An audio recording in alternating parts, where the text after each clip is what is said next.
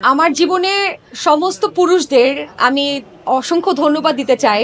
আমার মনে হয় ওই যে বলে না, সৃষ্টির যা কিছু সুন্দর কল্যাণকর অর্ধেক তার করিয়াছে নারী অর্ধেক তার নর। So without the support of the man, আমার জীবনে পুরুষ, আমার বাবা, আমার ভাই বা আমার জীবনে যে পুরুষরা এসছেন, তাদের প্রত্যেকের সাপোর্ট ছাড়া আজকে হয়তো আমি যতটুকু অ্যাচিভ করেছি অতটা অ্যাচিভ করা হতো না।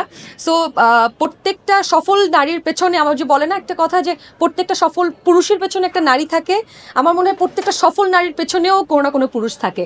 So thanks all the man, যাদের জন্য নারীরা আসলে নারী হয়ে ওই যে ফেমিনিজম টার্মটা আমরা বলতে পারি, ওটা আসলে তাদের পুরুষদের সেটার জন্য অনেক অবদান আছে।